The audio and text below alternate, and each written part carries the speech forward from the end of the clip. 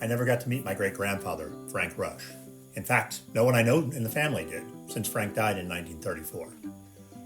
I do know he was a commercial baker, and he left behind a few artifacts, including his handwritten cookbook. I'm boiling down and making Frank's recipes as a tribute to him and to other family members that we'll never get to meet. I'm Tom Mattingly, and this is Baking with Frank.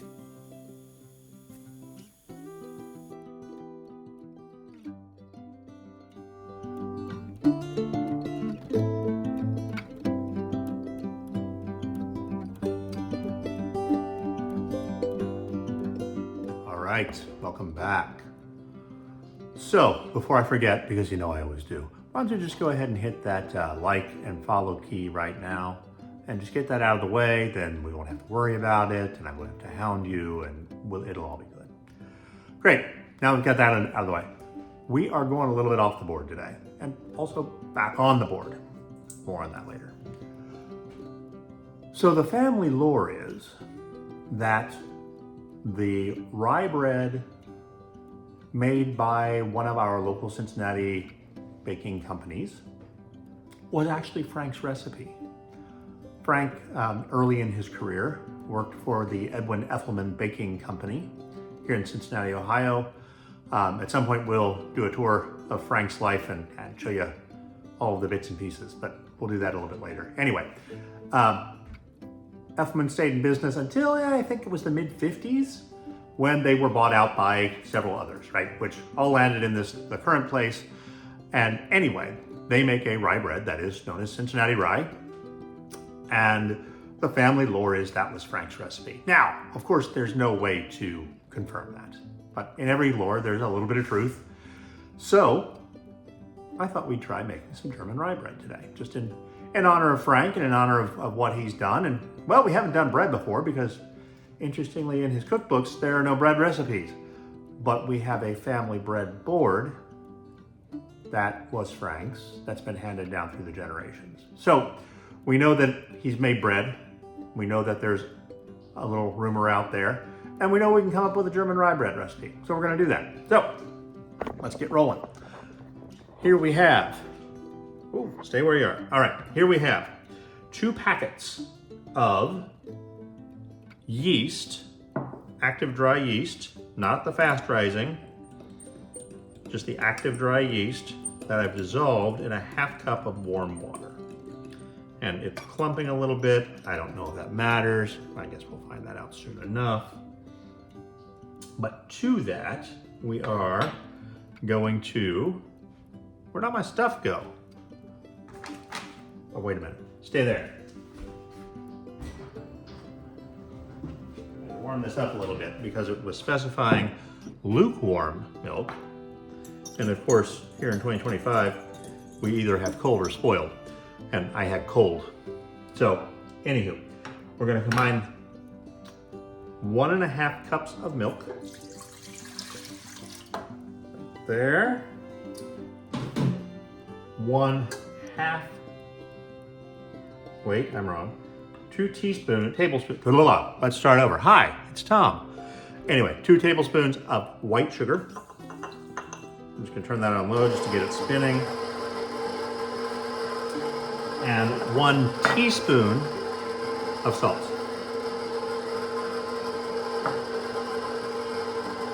We're gonna mix that up a little bit.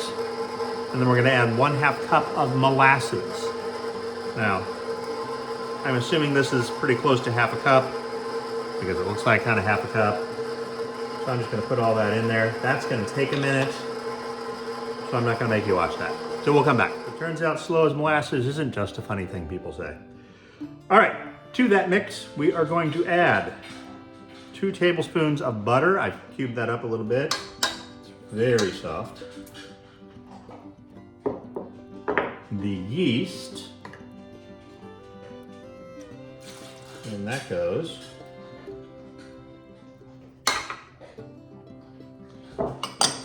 And let's get the water I'm drinking out of the way.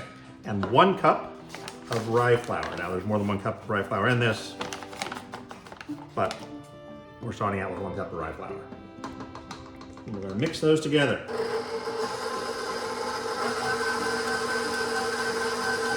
All right, so we've got this pretty well incorporated.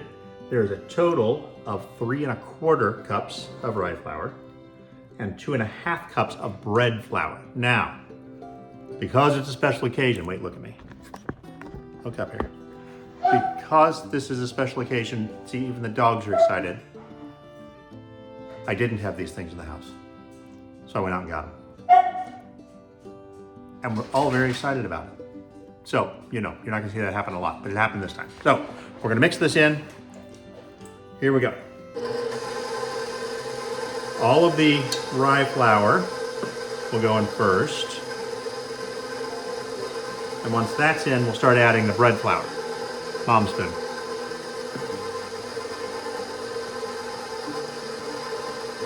So I'm not gonna make you listen to the grind. We'll see in a minute. That's all of the rye. It's still a little gloopy. So we're starting in with the bread flour.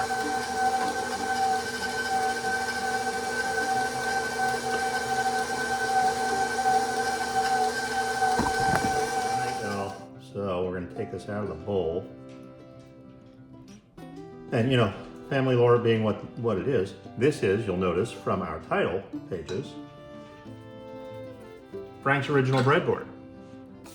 And the family lore also goes that this indentation here, which you might not be able to see very good, is where Frank rested his knife. And that's why it has the cuts there, that's why it's cut in. You know, who knows if it's true or not? I think it is, because my mom told me, and around here we respect our mothers. All right, I'm gonna put a little bit of flour on the breadboard, like that. And we're gonna dump all of this out. So, says to knead this for 5 to 10 minutes. That's gonna get old pretty quick, but we're gonna do it. And then we're gonna let it rise. All right, I've kneaded until I can't knead no more. So we're going to put this, look at that. We're gonna put this in a large bowl that's been oiled.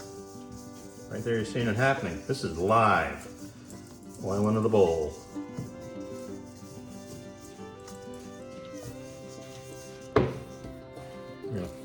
Drop it in there. Make sure it's covered. Oil will make it not stick to the sides, in theory. We're going to cover that, just like that, and let it sit. Wait, look at me. And let it sit for an hour and a half to rise to double in size, and then we'll be back. All right, and we're back. It's been an hour and a half, and I would say this is roughly double in size. So we are going to dump this out and punch it down.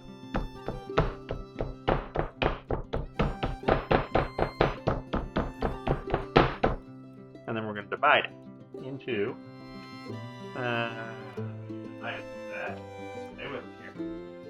knife. We're going to form that into 2 balls.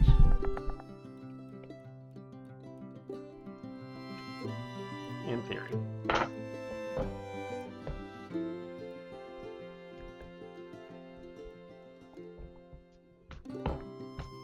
So there's one. Yeah, it's a little cracky. Stay with me, it's a little cracky.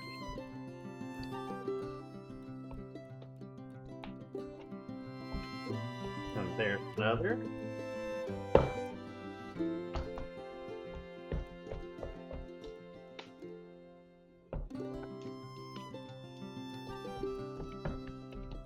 All right, there we go. Now, because I just like it, we're going to, and I could give credit where credit's due, a different local bakery here in Cincinnati, Ohio does a salted rye bread that I am very partial to. So,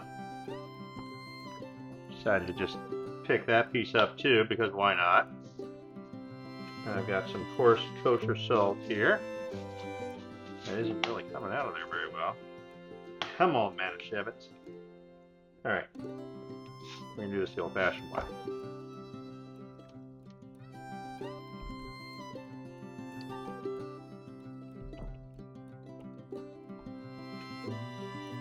And salt that up. And salt that up. Also a little bit of an homage to Mom, who if it had salt on it, she would eat it.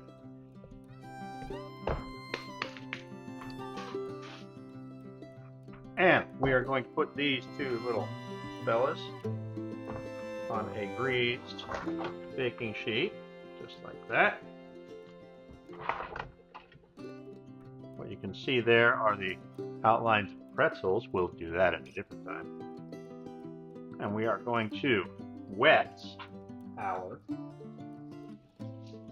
towel. This down, squeeze it out. And we're going to cover these again. And we're going to let them rise for, look at me, I'm talking to you. We'll let them rise for another hour and a half. And then it'll bake. All right, it's 3 hours later. I don't even remember now. But we are almost at the baking point. Here are our loaves, roughly doubled in size. We're gonna do some slashes across them just to let some puffiness out. Puffiness is a new term.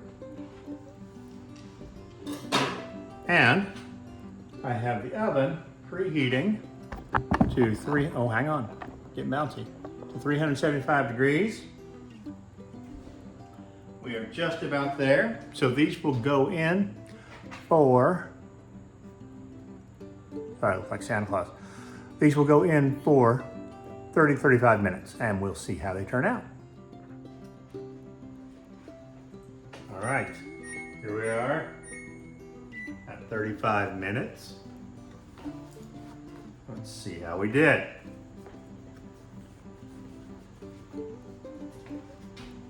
Come on, get on there. All right.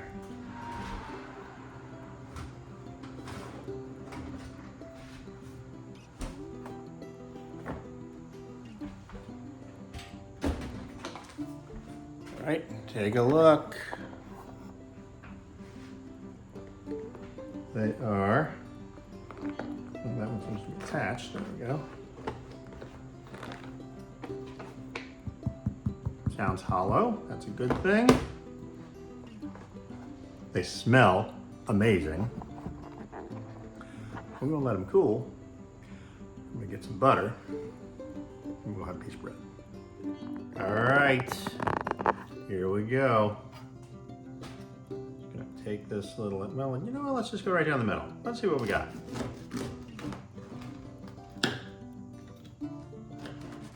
Still smells incredible. It's probably a little underdone.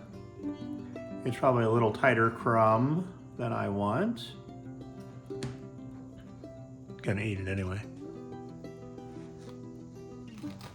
Cut a little piece off here. So I think this is gonna be a multi-bread journey here to find Frank's perfect rye bread. And I'm here for it, don't get me wrong. Yes, I'm using the Brumlin Brown. All right, here we go.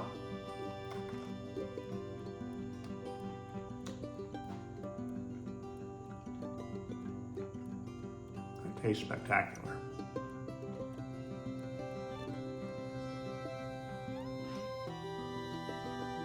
Not Frank's recipe. He probably would have baked it better. He also has more experience. But I think you'd like this.